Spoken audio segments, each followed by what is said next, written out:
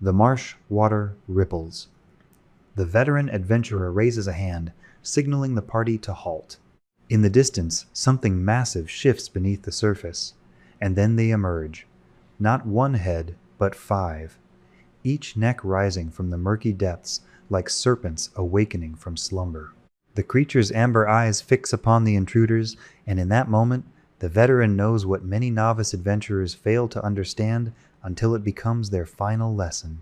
The Hydra is not simply a beast with multiple heads. The Hydra is a punishment for ignorance, a biological impossibility that transforms the fundamental act of combat into a deadly gamble. Across countless campaigns, through marshlands and dungeons, frozen peaks and ancient ruins, the Hydra has earned its reputation as one of the most universally dreaded creatures in the multiverse. To the uninitiated observer, the threat appears straightforward. A monster with multiple heads possesses multiple mouths and therefore can bite multiple times. This surface-level understanding has led countless warriors to their graves. The true horror of the Hydra reveals itself not in its initial appearance, but in what happens when steel meets flesh, when a blade successfully separates a head from its body. What should be a moment of triumph becomes the prelude to catastrophe. Veterans who have survived encounters with these creatures carry knowledge purchased in blood. They have witnessed the moment when a companion's confident strike cleaves through a Hydra's neck, the spray of gore that follows, and then the celebration that dies in their throats as they watch the stump. Within moments, biological impossibility manifests before their eyes. Where one head fell, 2 new heads begin their violent emergence, erupting from the wound like some fever dream given flesh. The Hydra does not merely survive decapitation. The Hydra weaponizes it, transforming every successful strike into multiplication, every tactical victory into strategic defeat.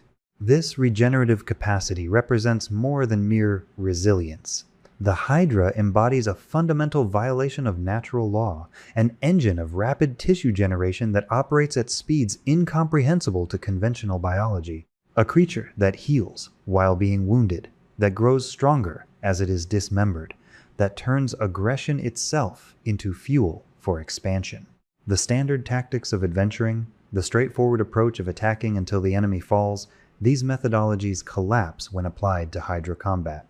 To swing a sword blindly at a Hydra guarantees only one outcome, a swift and gruesome death surrounded by an ever-increasing forest of snapping jaws. Yet the Hydra exists not as a single species, but as a template upon which elemental forces and magical experimentation have created variations, each more terrifying than the last. The baseline marsh-dwelling horror serves as merely the foundation. From this template emerge creatures that breathe fire, monsters that exhale killing frost, winged draconic nightmares that combine the worst aspects of multiple apex predators, and even artificial constructs that eliminate every conventional weakness while introducing lethal new capabilities. Understanding these creatures requires more than knowing they possess multiple heads. It demands comprehension of the mathematical reality of their regeneration, the precise tactical requirements for permanent decapitation, the elemental countermeasures necessary for each variant, and the fundamental difference between fighting flesh and fighting an idea given form. The Hydra presents not merely a physical challenge, but an intellectual one. Knowledge becomes as essential as strength, timing as crucial as damage output. This exploration delves beyond the surface understanding of these many-headed terrors. It examines the physiology that makes their impossible regeneration function. It reveals the precise mechanics of decapitation and regrowth, the mathematical realities that determine survival or death. It investigates the elemental mutations that create pyrohydras and cryohydras, creatures that invalidate conventional cauterization tactics. It exposes the pinnacle of Hydra evolution, the Dracohydra, where dragon and Hydra merge into something greater and more terrible than either progenitor. Finally, it unveils the ultimate perversion of Hydra design, the Brass Hydra, where mortal artifice creates an unkillable guardian that breaks every rule established by its living counterparts. The anatomy of a Hydra defies casual observation. At first glance, the creature appears as a massive reptile, resembling an oversized lizard from which multiple necks emerge like branches from a grotesque tree. This initial impression, while not entirely inaccurate, fails to capture the precision of the Hydra's evolutionary design. An adult specimen measures approximately 20 feet in length and weighs an imposing 4,000 pounds. These dimensions place the creature firmly in the category of megafauna, yet unlike other creatures of comparable mass, the Hydra distributes this weight in a manner optimized for sudden, explosive violence. The coloration of a standard Hydra demonstrates remarkable adaptation to its preferred environment. The upper hide presents a gray-brown to dark brown palette that fades gradually to a light yellow or tan underbelly. This particular pigmentation provides exceptional camouflage within temperate marshlands, where murky water, decaying vegetation, and shadow create a visual environment that renders the Hydra nearly invisible until it strikes. The creature's eyes glow with an eerie amber luminescence, a characteristic that serves both as a warning to those who know what they face and a source of fatal curiosity for those who do not. The maws of each head showcase rows of jagged, yellow-white teeth, stained by the remnants of previous meals and designed not for careful chewing, but for tearing flesh and crushing bone. Unlike their draconic cousins, standard Hydras possess no capacity for speech. They are creatures of instinct and hunger, lacking the intellectual development that characterizes true dragons. However, this absence of speech should not be mistaken for stupidity. The Hydra demonstrates considerable tactical awareness, particularly in selecting ambush locations and coordinating its multiple heads during combat. Each head operates with a degree of independence while simultaneously functioning as part of a greater whole, creating a distributed intelligence that proves surprisingly effective at overwhelming prey. In combat, the Hydra transforms into a whirlwind of coordinated violence. The creature's unique physiology permits it to attack with all heads simultaneously without suffering any penalty to accuracy or damage. This capability remains constant regardless of whether the creature maintains a stationary position or actively charges toward its prey. A Hydra advancing at full speed while delivering bite attacks with every head represents one of the most terrifying sights a warrior can witness. The mathematical reality of this multi-attack capability escalates the danger exponentially. A 5-headed Hydra does not present 5 times the danger of a single-headed creature. It presents a geometrically increased threat, as each head can target a different opponent or focus fire on priority targets. The sensory capabilities of a Hydra exceed those of most creatures of comparable intelligence. Each head possesses its own set of eyes and ears, creating a distributed sensory network that proves exceptionally difficult to circumvent. This multiplicity of observation points grants the Hydra a natural racial bonus on listen and spot checks, making ambushing or sneaking past a Hydra a challenge that requires either extraordinary skill or magical assistance. The creature maintains awareness of its surroundings in a 360-degree radius, eliminating the concept of flanking or rear attacks that prove effective against most other monsters. Hydras demonstrate exceptional aquatic capability, moving through water, with the grace and speed of creatures born to that environment. They can execute the run action while swimming in a straight line, a feat that most terrestrial creatures cannot accomplish. This swimming prowess transforms any body of water into potential Hydra territory, expanding the creature's hunting grounds far beyond the marsh edges where they typically lair. A Hydra pursuing prey through deep water presents a nightmarish scenario where escape becomes nearly impossible, and fighting back requires specialized tactics that few adventuring parties possess. The musculature and skeletal structure of a Hydra demonstrate adaptations unique among large predators. The neck vertebrae possess flexibility that permits the heads to strike at targets with minimal movement of the main body. This allows the creature to anchor itself in a defensive position while maintaining offensive capability across a wide area. The main body, heavily muscled and armored with thick scales, serves as the foundation from which the necks operate. This body contains the creature's vital organs, its primary nervous system, and the biological mechanisms that enable its legendary regenerative capabilities. The scales covering a Hydra's body provide substantial natural armor, deflecting glancing blows and reducing the effectiveness of piercing weapons. Warriors attempting to damage the main body often find their weapons turned aside by these overlapping plates of keratin and bone. This natural armor, combined with the creature's substantial hit point total and regenerative capabilities, transforms direct assault into a battle of attrition that heavily favors the Hydra.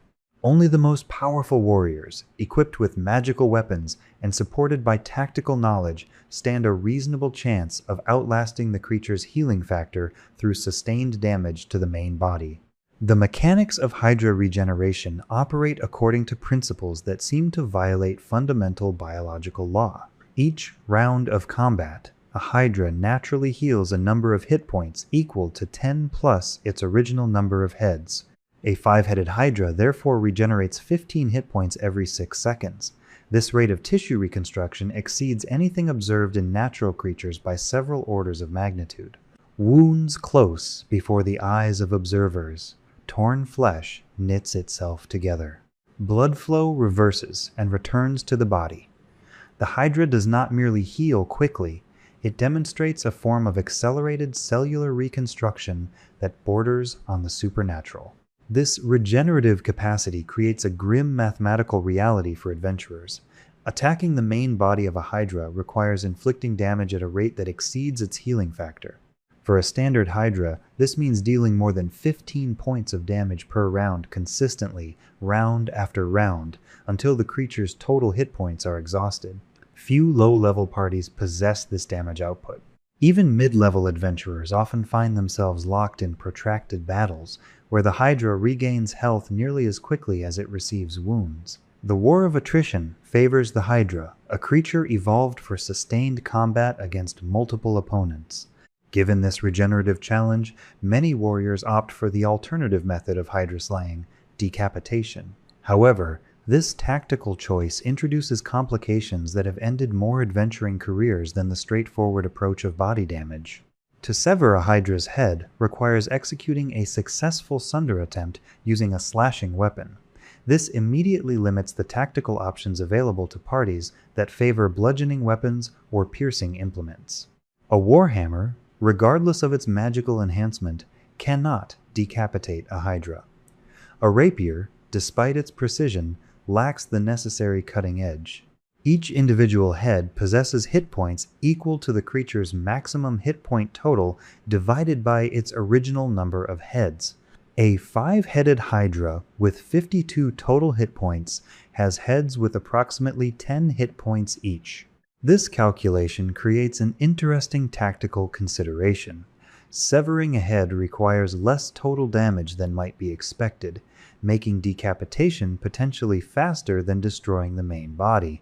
However, this efficiency comes with catastrophic consequences if executed incorrectly. When a head separates from the body, 2 immediate biological reactions occur in sequence. First, the main body suffers damage equal to half of the severed head's full normal hit points. This represents the trauma and shock of losing a major limb, the sudden loss of blood, and the neurological disruption caused by the violent separation. Second, and more remarkably, the Hydra's body executes what scholars call the sealing reflex. The stump of the neck instantly contracts, flesh flowing over the wound like liquid, sealing the opening completely within seconds. The Hydra does not bleed to death. Evolution, or magical design, has equipped these creatures with an emergency response that prevents the normal consequence of decapitation. Then comes the multiplication, the phenomenon that transforms the Hydra from terrifying to nightmarish. Within 1 to 4 rounds of a head being severed, 2 brand new heads violently erupt from the sealed stump. This is not gradual regrowth. Observers describe a bulging of the flesh, a splitting of the sealed tissue, and then the emergence of 2 fully formed heads, complete with teeth, eyes, and immediate hostile intent. A Hydra can continue generating new heads in this fashion until it reaches a maximum of twice its original number of heads. A 5-headed Hydra, if improperly attacked, can become a 10-headed abomination. The tactical implications of this multiplication cannot be overstated. Each new head represents an additional attack per round, increased sensory coverage, and expanded threat radius. A party that begins combat against a 5-headed Hydra might find themselves facing 8 or 9 heads within the first minute of battle. The action economy shifts dramatically in the Hydra's favor. Suddenly, multiple party members suffer attacks each round. The Hydra's total damage output escalates beyond what most parties can absorb. Healers exhaust their resources. Defensive formations collapse. What began as a manageable encounter transforms into a total party kill scenario. Prevention of this multiplication requires precise application of elemental damage. At least 5 points of fire or acid damage must be dealt directly to the freshly severed stump before the sealing reflex completes.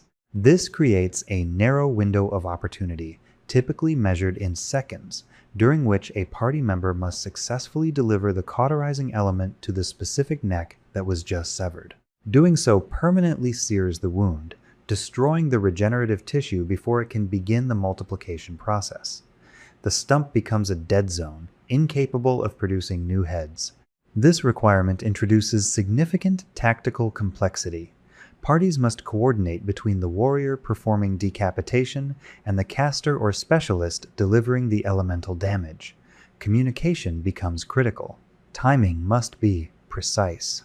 In the chaos of combat, with multiple heads striking at different targets, with blood and marsh water obscuring visibility, with the sounds of battle drowning out verbal commands, this coordination often breaks down. A warrior severs a head. The mage, engaged with a different threat, fails to immediately cauterize the wound. The multiplication begins. The encounter escalates beyond control.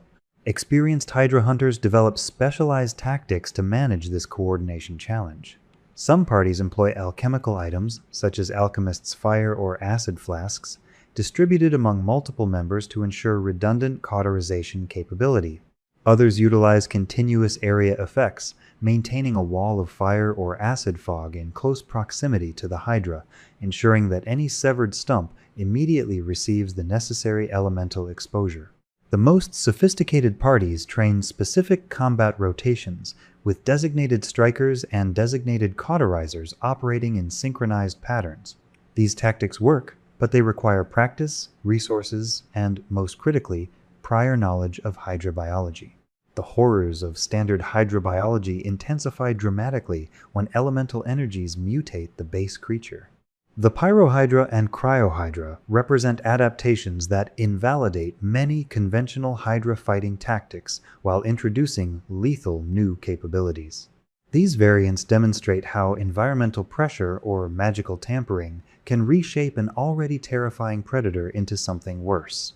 The Pyrohydra emerges from regions of intense volcanic activity or from experimental magical breeding programs seeking to weaponize the Hydra design. These creatures bear a reddish hue that immediately distinguishes them from their marsh-dwelling cousins. The scales shimmer with an internal heat, occasionally venting small wisps of smoke from between the plates. A Pyrohydra stands 10 feet high, measures 10 feet in width, and extends 20 feet in length.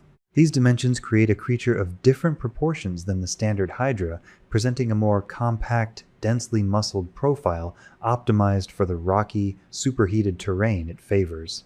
The defining capability of the Pyrohydra is its breath weapon. Once every 1 to 4 rounds, every single head can simultaneously exhale a jet of pure fire. Each jet deals 3 6-sided dice worth of fire damage, creating a devastating area denial effect that can engulf multiple party members. A 5-headed Pyrohydra unleashing its breath weapon generates 15 6-sided dice of fire damage distributed across multiple targets or concentrated on priority threats. This damage output rivals that of young dragons, transforming the Pyrohydra into a creature that combines Hydra resilience with draconic firepower. More problematic than the breath weapon itself is the Pyrohydra's complete immunity to fire damage. This immunity eliminates the standard cauterization tactic that experienced adventurers rely upon to prevent head multiplication. Applying a torch to a severed stump accomplishes nothing. Fireball spells, typically useful both for damage and cauterization, provide no multiplication prevention whatsoever. Warriors trained to decapitate and immediately apply flame find their entire tactical doctrine worthless against this variant. The Pyrohydra continues multiplying heads despite fire exposure, escalating from dangerous to overwhelming before parties can adapt. The solution requires a counterintuitive approach. To prevent a Pyrohydra's heads from multiplying, adventurers must deal 5 points of cold damage to the severed stump. This means parties that typically rely on fire-based offensive spells must suddenly pivot to cold-based alternatives, assuming they have prepared such spells. Martial characters who carry alchemical fire must instead procure ice-based alternatives, items that are less commonly available and more expensive. The entire tactical framework shifts, and parties that lack advanced knowledge of this requirement often discover it through fatal trial and error. The Cryohydra represents the opposing elemental adaptation. These purplish beasts dwell in frozen environments, their scales crusted with perpetual frost, their breath misting in the air even in temperate climates. Like the Pyrohydra, the Cryohydra measures 10 by 10 by 20 feet, creating that same compact, dense profile. Every head possesses the capability to exhale a lethal jet of frost once every 1 to 4 rounds, with each jet dealing 3 6-sided dice worth of cold damage. The tactical implications mirror those of the Pyrohydra: area denial, multiple target engagement, and damage output that rivals juvenile dragons. The Cryohydra possesses complete immunity to cold damage, rendering cold-based cauterization tactics entirely ineffective. Parties that have adapted to fighting Pyrohydras by preparing cold-based spells and items find those same resources worthless against this variant. To prevent a Cryohydra's head multiplication, adventurers must deal 5 points of fire damage to the severed stump, returning to the standard cauterization approach, but only after recognizing which variant they face. This elemental opposition creates a strategic nightmare for adventuring parties operating in regions where both variants might be encountered. Preparing resources and spells to counter Pyrohydras leaves the party vulnerable to Cryohydras, and vice versa. Some parties attempt to prepare for both possibilities, but this dilutes their overall combat effectiveness and consumes valuable spell slots and equipment capacity. Others rely on identification magic to determine variant type before engagement, but this requires winning initiative and having sufficient time to execute divination magic before the Hydra closes to melee range. The environmental preferences of these variants create additional combat complications. Pyrohydras favor volcanic regions, superheated caverns, and areas of intense geothermal activity. Combat encounters often occur in extreme heat, where environmental damage stacks with the creature's breath weapon to create lethal synergies. Party members wearing heavy armor suffer exhaustion effects. Spell components spontaneously combust. Healing becomes difficult as environmental heat prevents natural recovery. The Pyrohydra does not fight alone, it fights alongside the terrain itself. Cryohydras prefer frozen peaks, glacial caves, and regions of perpetual winter. The extreme cold environment creates parallel complications. Exposed flesh suffers frostbite. Movement rates decrease as snow and ice impede travel. Water-based resources freeze solid. Cold resistance magic becomes essential for survival, even before accounting for the Hydra's breath weapon. Parties weakened by environmental exposure find themselves facing a fully adapted predator operating in its ideal conditions. Both variants demonstrate enhanced aggression compared to standard Hydras. The elemental energies that mutate their biology appear to intensify their predatory instincts and territorial behavior. Pyrohydras and Cryohydras pursue prey more persistently, fight more ferociously, and retreat less readily than their baseline cousins. This behavioral modification eliminates the possibility of intimidation or negotiation tactics that might work against standard Hydras. Elemental Hydras fight to the death, driven by hunger and elemental rage that overrides survival instincts. At the pinnacle of Hydra evolution stands a creature that combines the regenerative horror of Hydras with the power and intelligence of true dragons, the Hydra. These monsters dwell in isolated, snow-covered mountain peaks where storms constantly rage, creating an environment hostile to all but the most adapted creatures. Encountering a Hydra represents a catastrophic escalation beyond fighting even elemental Hydra variants, as these creatures possess capabilities that place them firmly in the category of apex-tier threats. The origins of the Hydra remain subjects of fierce debate among scholars and sages. One theory suggests they represent an ancient offshoot of pre-dragons, primitive draconic forms that hibernated for millions of years in remote mountain peaks, emerging into the modern era as living fossils. Another hypothesis argues they constitute the next step in draconic evolution, a natural progression that combines the advantages of multiple heads with the inherent power of dragon physiology. Darker rumors circulate among those who study the mysteries of Tiamat, the evil goddess of chromatic dragons. These theories suggest Hydras are the result of divine experimentation, creatures deliberately designed to serve as living weapons in some ancient war now long forgotten. Perhaps the most disturbing origin theory proposes that Hydras are hybrid creatures, the bastard offspring of black dragons mating with normal Hydras. This explanation accounts for certain shared characteristics: the preference for aquatic environments, the vicious temperament, the coloration patterns observed in younger specimens. However, the biological mechanisms that would permit such radically different species to produce viable offspring remain unexplained. If this hybridization theory proves correct, it raises terrifying questions about what other draconic Hydra combinations might exist in remote corners of the world. Physically, the Hydra is a hideous, multi-headed winged monster that immediately announces itself as an aberration of natural order. Their scales typically display a muddy brown coloration that fades to cream on the belly, though young specimens are much darker, providing better camouflage in their storm-racked mountain homes. The eyes of a Hydra shift color with age, starting as bright scarlet in youth and gradually darkening to the color of dried blood as the creature matures.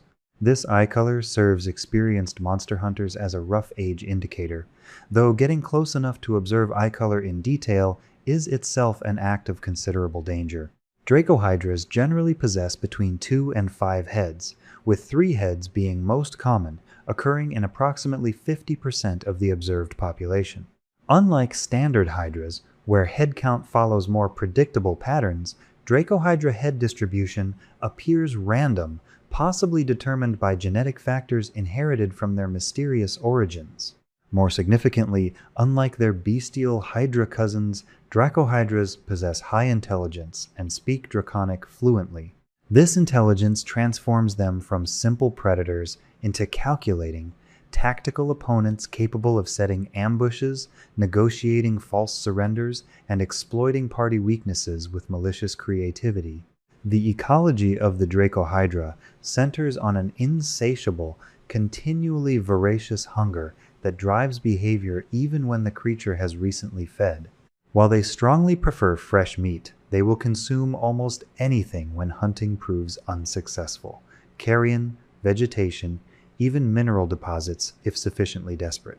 This omnivorous desperation suggests their metabolism operates at extraordinary rates, possibly as a consequence of maintaining multiple heads, or perhaps related to their regenerative capabilities.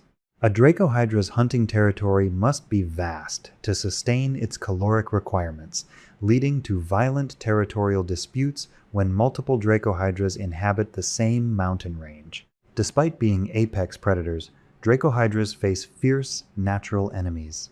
Storm giants, who often establish holds in the same mountainous regions favored by Hydras, hunt these creatures both as threats to giant settlements and as sources of valuable alchemical components. Stone giants similarly target Hydras when the creatures venture too close to giant steadings. Most notably, red dragons aggressively hunt Hydras, considering the flesh of young Hydras a rare delicacy. This creates a bizarre ecological dynamic where the most powerful creatures in a mountain ecosystem all compete for dominance, with Dracohydras occupying a strange middle position, more powerful than most creatures but vulnerable to the truly ancient and mighty. In combat, Dracohydras reveal a personality that combines viciousness with cowardice. They kill for sport, delighting in playing with weaker foes before devouring them. A Dracohydra encountering a low-level party might deliberately wound rather than kill, prolonging the suffering and allowing party members to believe escape is possible before cutting off retreat routes.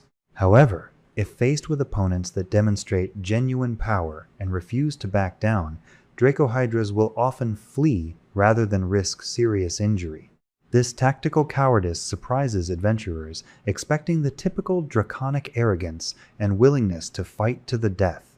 Dracohydras command the breath weapons and physical attacks of true dragons. Each head receives its own bite attack, capable of inflicting grievous wounds. Their breath weapon, typically an acid spray similar to that of black dragons, can be unleashed from each head independently, creating overlapping zones of devastation that few parties can survive. However, the Dracohydra suffers from a critical physiological weakness. Its multiple heads lack perfect coordination. Because the heads constantly pull in different directions, all physical attacks, other than bites and breath weapons, suffer a penalty of -1 for every opponent the creature engages simultaneously. A Dracohydra fighting 3 opponents suffers a -3 penalty to claw and wing attacks, significantly reducing the effectiveness of its full attack routine. The decapitation mechanics of Dracohydras differ significantly from standard Hydras. To sever a Dracohydra's head, a warrior must deal slashing damage equal to the monster's original hit point total divided by its number of heads. However, unlike standard Hydras, this damage need not be dealt in a single massive blow. Cumulative damage to a specific neck will eventually sever it, allowing sustained focused attacks to achieve decapitation even without overwhelming single-strike damage. More remarkably, scholars believe that Dracohydras cannot naturally regrow severed heads without powerful magical intervention. This makes them significantly less resilient to decapitation tactics than their Hydra cousins, though their intelligence means they protect their necks more carefully and retreat when facing dedicated decapitation attempts. Dracohydras are most commonly sighted in the frozen high ice of Anarok, a desolate region where few other creatures can survive. The constant storms, extreme cold, and scarcity of prey create an environment where even Dracohydras struggle to thrive, yet they persist, suggesting these conditions somehow benefit their biology or serve needs beyond simple survival. Some scholars theorize that Dracohydras require the extreme cold to regulate body temperatures that would otherwise run dangerously high due to their accelerated metabolism and multiple brains generating constant neurological heat. The ultimate perversion of Hydra design comes not from nature or elemental mutation, but from mortal artifice. The brass Hydra represents the achievement of incredibly creative and wealthy artisans who looked upon the terrors of living Hydras and concluded they could improve upon the design through mechanical engineering and magical enchantment. The result is a construct that eliminates virtually every weakness of biological Hydras, while introducing capabilities that make these artificial terrors suitable guardians for the most valuable treasures in existence. Fashioned entirely of metal, primarily brass with reinforcing elements of steel and iron, a brass Hydra constitutes an unliving juggernaut measuring 30 feet in length and weighing an astonishing 18,000 pounds. These dimensions and mass specifications far exceed those of biological Hydras, creating a creature whose physical presence alone proves intimidating. The brass construction provides complete immunity to the tactics that prove effective against flesh and blood Hydras. Slashing weapons that easily sever organic necks, skitter harmlessly across metal surfaces. Fire and acid, the elemental tools used to prevent regeneration, merely scorch brass that requires no cauterization. The construction process for a brass Hydra demands extraordinary resources and expertise. The core body requires approximately 100,000 gold pieces worth of brass and precious metals, shaped through both mundane metalworking and magical manipulation. The articulation points for the multiple necks alone require master-level engineering to permit the fluid, natural movement observed in biological hydras. Each head must be individually constructed with working jaws capable of exerting tremendous pressure, eyes enhanced with magical sensors to provide vision, and internal chambers for the creature's breath weapon delivery system. The magical animation of a brass hydra requires spellcasting capability far exceeding that of typical construct creators. The enchantments must provide not just motive force, but also the artificial intelligence necessary for the construct to execute guardian duties without constant supervision. Unlike biological hydras that require feeding and maintenance, a brass hydra operates indefinitely, requiring only periodic magical recharging and mechanical maintenance. This eternal vigilance makes them ideal guardians for locations where biological creatures might eventually succumb to age, hunger, or disease. Brass hydras are most frequently deployed by powerful spellcasters, wealthy nations, and organizations guarding treasures of extraordinary value. A single brass hydra positioned to guard a vault eliminates virtually all conventional infiltration tactics. The construct cannot be bribed, seduced, poisoned, or intimidated. It feels no pain, knows no fear, and maintains absolute loyalty to its programmed directives. Unlike living guards who might be corrupted or make mistakes, a brass hydra executes its guardian function with mechanical precision round after round, year after year, potentially for centuries, without degradation in performance. The combat capabilities of a brass hydra completely break the tactical rules established by fighting biological hydras. The construct cannot be defeated through decapitation. Its metal heads cannot be severed by conventional weapons, and even if removed through extraordinary force, the loss of a head does not trigger multiplication or regeneration. A brass hydra must be destroyed entirely through brute force and sustained structural damage. This transforms combat into a brutal test of damage output, where parties must overcome the construct's massive hit point total and formidable armor class through sheer persistence. The offensive capabilities of the brass hydra extend beyond its metal jaws. In the first or second round of combat, the construct releases a 10-foot cube of poisonous gas directly in front of itself. This gas represents an alchemical payload stored in internal chambers, delivered through ports in the heads or body. The poison attacks Constitution, dealing initial damage and threatening secondary damage that can prove lethal to characters who fail their saving throws. The construct can repeat this gas attack every 1 to 4 rounds plus 1, creating a persistent area denial effect that forces opponents to either accept continuous poison exposure or attempt to fight from range. The poison gas attack introduces tactical complications that biological hydras do not present. Parties must suddenly account for positioning relative to gas clouds, wind direction if fighting outdoors, and the possibility that extended combat will fill the entire battlefield with overlapping poison clouds. Spellcasters must dedicate resources to protection from poison or neutralize poison spells. Warriors must accept fighting in poisoned conditions or attempt to destroy the construct before gas saturation reaches lethal levels. The construct itself remains completely immune to its own poison, allowing it to operate freely within clouds that incapacitate attackers. The sensory capabilities of a brass hydra match or exceed those of biological hydras. Each head contains magical sensors providing vision, hearing, and even the ability to detect magical auras. Some advanced models incorporate additional sensory modes: tremor sense to detect creatures attempting to approach underground, blind sight to eliminate invisibility tactics, or true seeing to pierce magical disguises.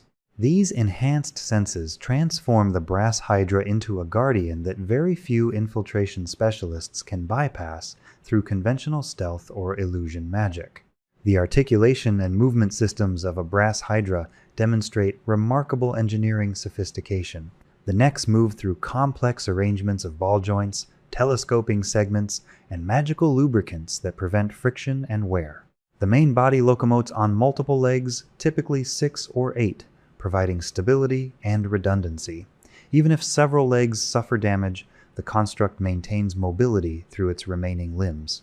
The head movements achieve the same fluid, serpentine quality observed in biological hydras, making the construct's artificial nature unsettling rather than obvious.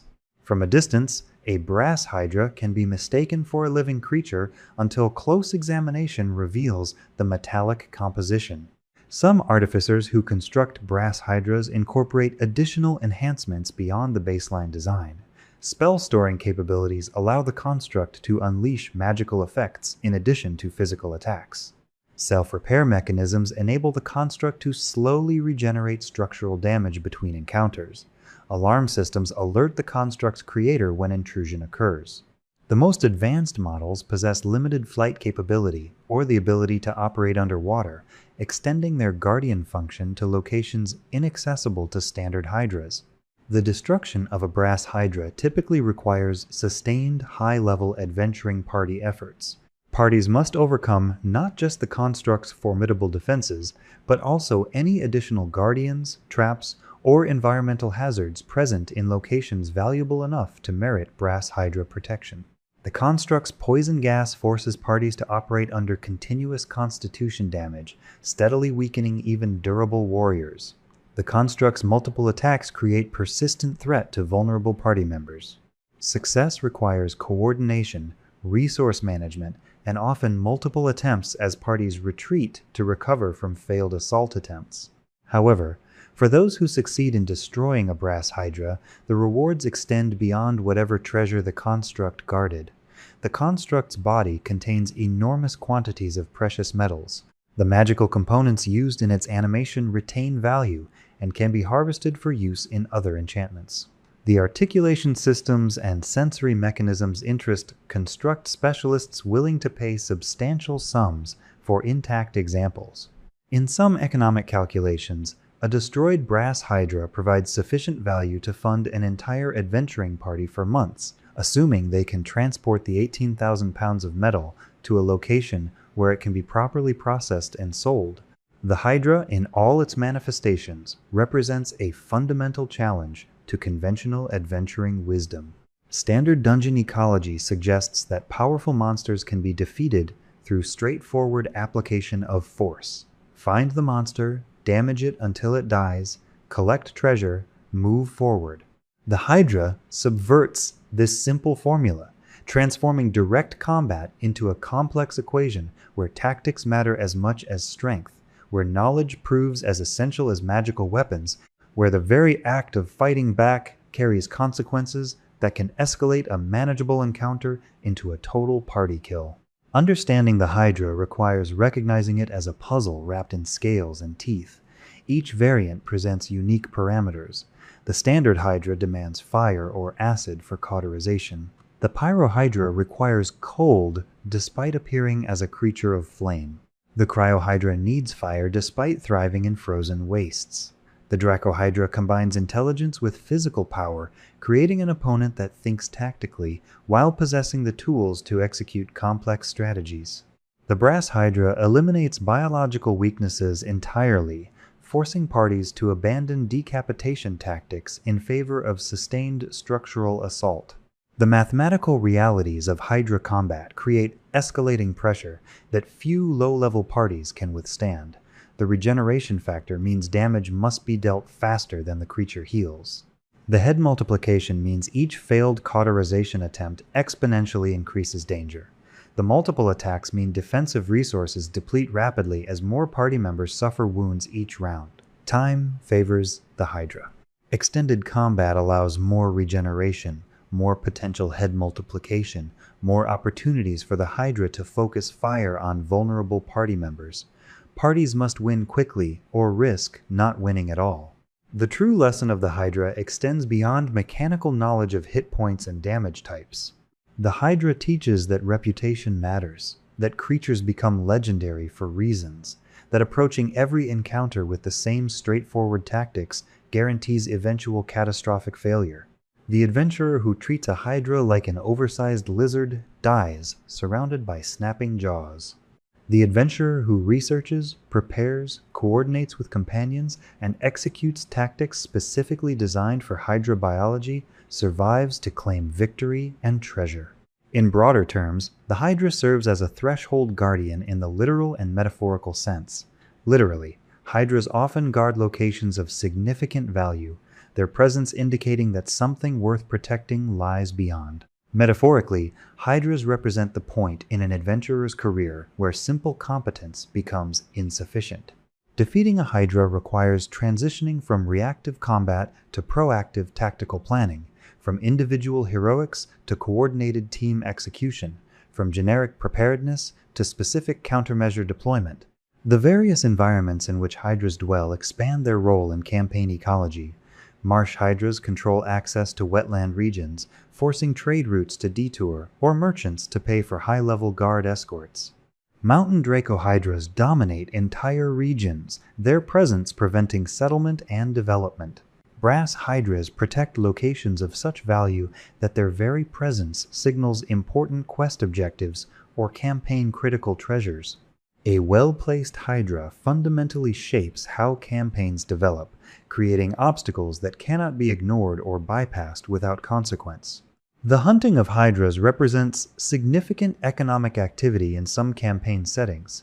The King of Damara offers a 15 gold piece bounty for each Hydra slain within his kingdom, recognizing the threat these creatures pose to rural communities and trade infrastructure.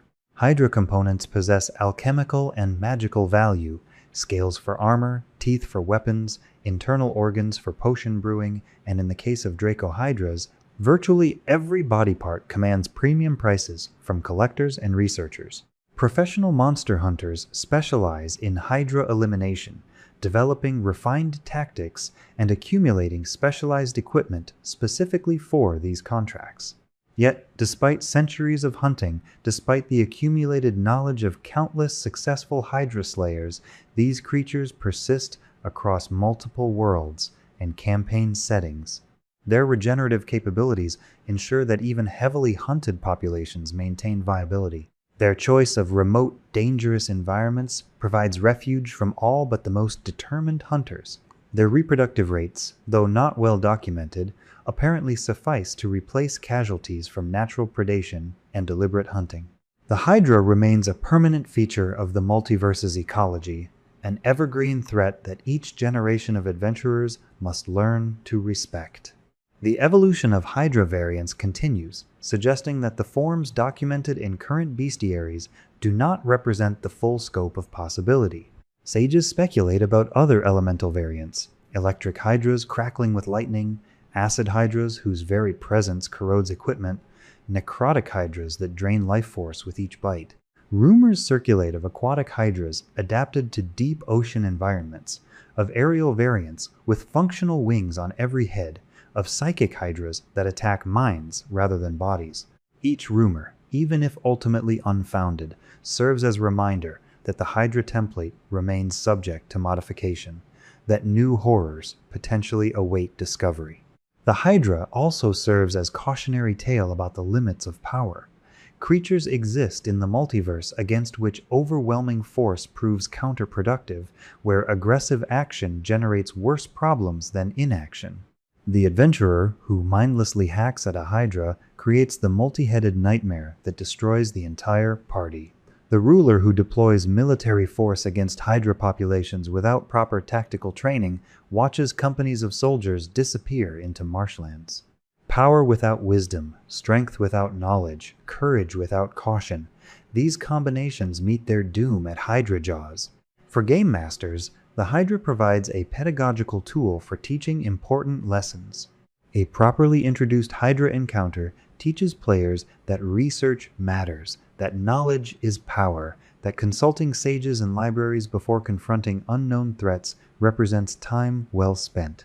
It teaches that specialized equipment deserves inventory space, carrying alchemical items for specific scenarios, maintaining diverse damage types among party members, allocating spell selections to cover multiple elemental needs.